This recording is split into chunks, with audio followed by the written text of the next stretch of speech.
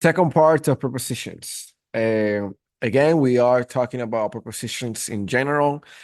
We are not specifying if we were talking about preposition of place, preposition of time, or directions, even though all these prepositions uh, can be used in any of these different types of prepositions.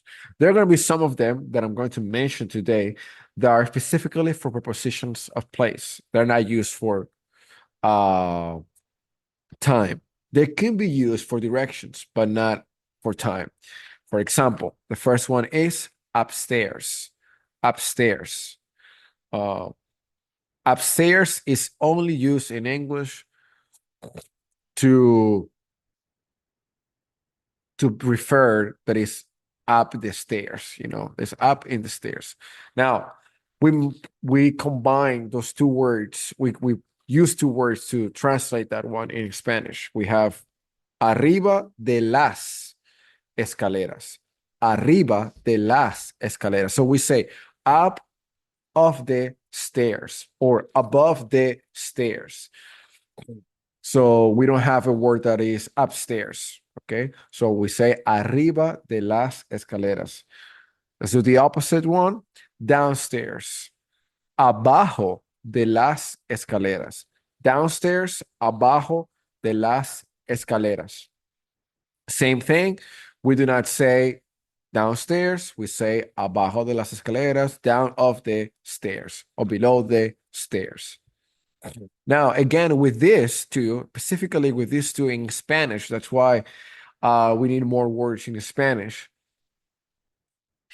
When I say in Spanish, he is arriba de las escaleras, I have to add more information. He's arriba de las escaleras, next to something, close to something. So I have to help myself using all the prepositions of place to be able to identify the location of the object. In English, by saying upstairs, it's already there. Okay, you already know that it's upstairs. In our case, it's very ambiguous. Okay, next one, down. Down is abajo. I know we did in the last class we did below, under, and underneath.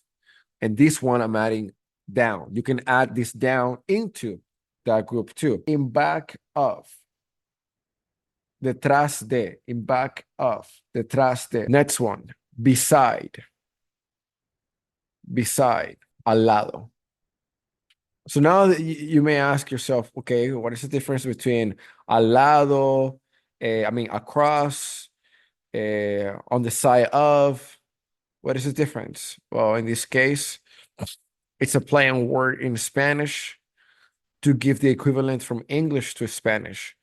Because in our case, we only have al lado, all right? And then you have there beside, next to, on the side of, all right? In our case, we just have al lado. Now, if you're saying across, you have to say al otro lado. That means you're going to cross the street, you're going to go somewhere else. You're going to go far from where you're at.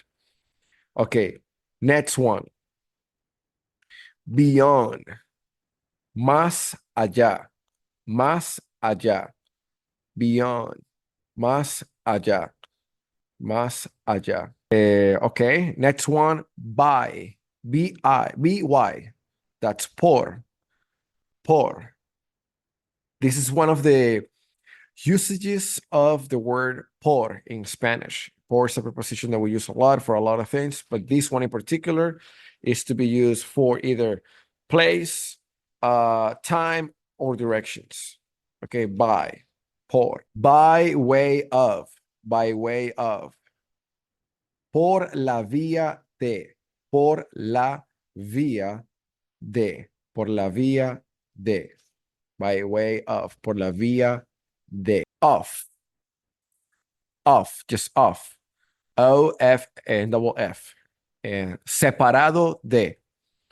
That could be two things. One, separado de, and sin contacto. Now, you see that in Spanish, I'm not giving you one word. I'm giving you multiple words that express that concept of that specific preposition that you have in English, because we don't have that. Now, you're going to see in a lot of objects, devices, technological devices, that in Spanish we have off, to apagar. So in this case, when we're talking about technological devices, this of is apagar, the verb apagar, to turn off. Okay, it's just off. Apagado could be an adjective too. Apagado.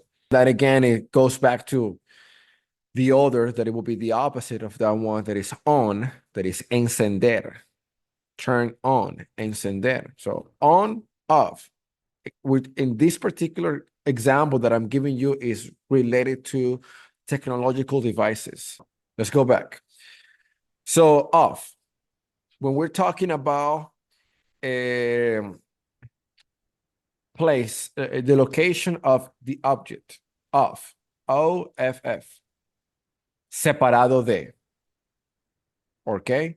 Or sin contacto.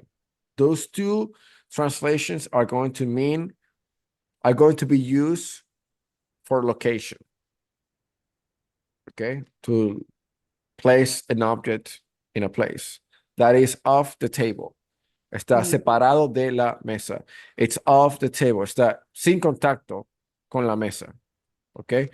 Now, when it comes to technological devices, turning something on or turning something off, we're going to use the adjective form of apagar for the word in English, off.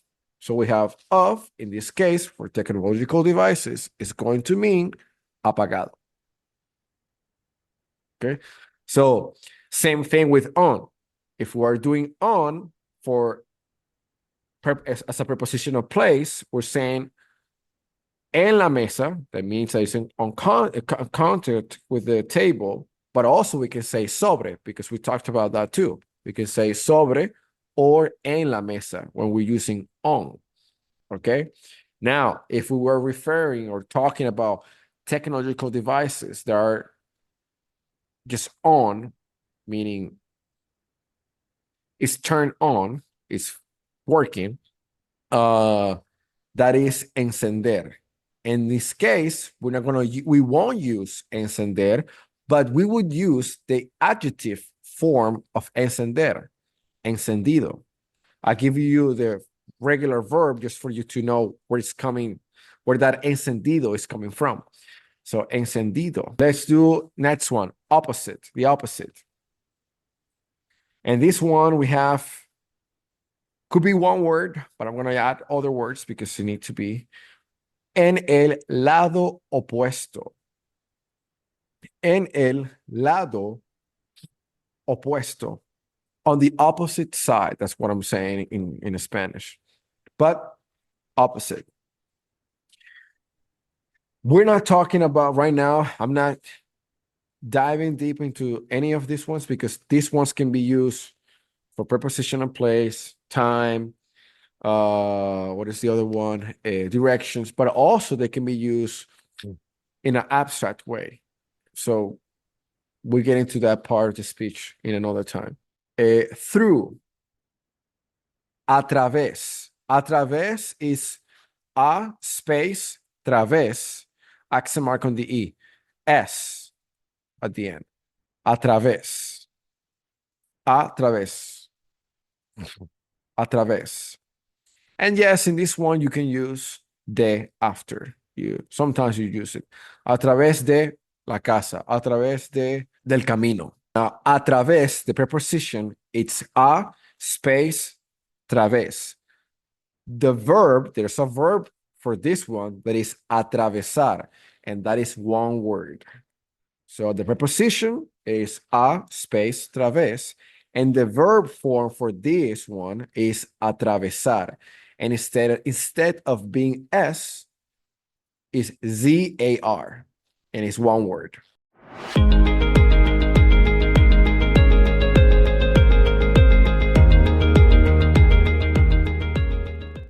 To pass through or to go through? Yes. Because on the other side, That's the other thing that the English has that Spanish doesn't have. You have phrasal verbs. So after this, maybe after we finish all these 4 months plan, we might add to the future one phrasal verbs, because now we have verbs combined with prepositions in English. Go through, go up, go down, go around, all this. So now you're creating a new word in Spanish every time you connect a verb with a preposition. We don't have that in Spanish. We just have all the words. So upon or upon. Encima de. Encima de. Now in English, you may have 10 books, you know, and then upon those books, you have the phone. But in Spanish, now I'm gonna add another one. In Spanish, that upon, on, over, above, up, they all are, they all can be these 3 words. Number one, en, they can be sobre, or they can be arriba de. So if I want to say arriba de la mesa, that could be, that arriba de la mesa could be translated in Spanish into on the table, above the table, over the table, upon the table. Of course, in English, we get into the specifics, into the details. Well, if it's upon, we need this. If it's on, it needs to be this way. If it's over, it has to be this way. If it's above, it has to be over here. But in Spanish, all these ones that I just said are going to be 3. Arriba de can substitute all of them, and can substitute all of them. Sobre can substitute all of them. So in Spanish, those 3 words can be exchangeable to express these words in English that I just said. Now, when we get to speaking English, we use the right preposition for each one. That's where the challenge comes when it's from Spanish to English. Okay, next one, up to, hasta, up to, hasta. So you have there up to 2:30, hasta las 3:30 o 2:30. Okay, up to today. Now, that is when we're talking about prepositions of place, time, or direction. When we use it in a conversational form, when I say that, that is up to you, we cannot translate that as hasta. It completely changes, okay? Because it's a different concept that we're trying to transmit. And we'll talk about that another time, but just for you to know. Okay, next one, from. This one could be desde or de. And you can add to that group the word of, O-F. All right, these two could be desde or de. Let me add another one there too in English, since. So since, from, and of, they 3 of them mean desde or de. Okay?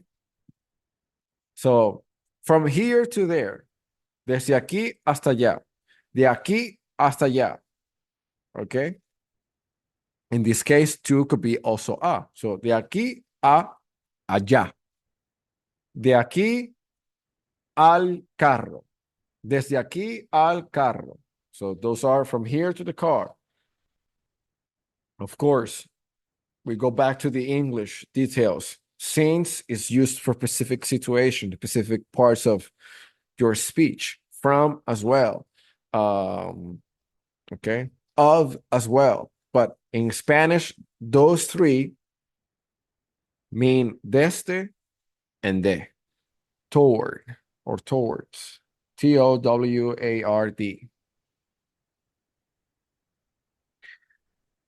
This one is going to be specifically used for direction. Hacia. Hacia. A. Without the accent, because this is a preposition, this is not a verb. The verb would have the accent for hacer. Okay, so we have to, that's where we have to know our irregular verbs, because then if now we'll get confused. So hacia, without the accent mark, hacia. Yo voy hacia el mar. I'm going towards the ocean. Into, that's another one. Into. Now, into, inside. Those two, in, could be substituted or translated for or into adentro de, dentro, en, about, acerca, acerca, that's one word, acerca, acerca, about, around, alrededor, one word too, alrededor, alrededor, around, around, during, durante, during, durante, durante, for, para, slash, por. This will depend, and we'll talk about that later. But within, again, dentro, within, dentro. With, con, C-O-N, con. Another one, without, sin, S-I-N, sin. So with, con, without, sin. Until, hasta, hasta. That's it. And then we start talking about, we go back to the beginning and we start touching them in more depth. For example, okay, on is en, but also at, and also in. What is the difference between the three? This, and then we can discuss about that, do examples, and do more.